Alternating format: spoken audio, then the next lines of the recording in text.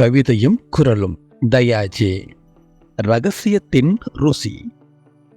எல்லாவற்றையும் இங்கு எல்லோரிடத்திலும் சொல்வதற்கில்லை, சொல்லும்படியும் இல்லை.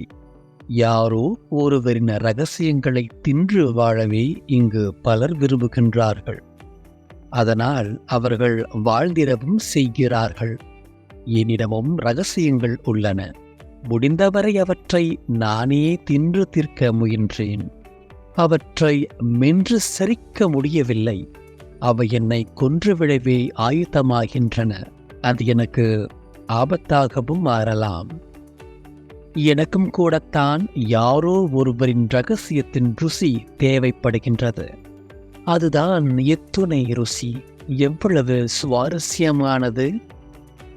அடுத்தவரின் அந்தரங்கங்களில் உப்பு, புளி, காரம் என எல்லாமே எப்பவும் சரியான அளவிலேயே இருக்கின்றன.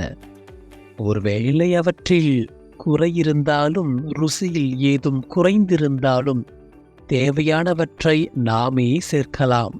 ஒவ்வொருவருக்கும் அதில் முழு சுதந்திரம் உண்டு. கேட்பதற்கே கொஞ்சம் கூச்சமாகத்தான் இருக்கின்றன. பரவாயில்லை, கேட்கவா?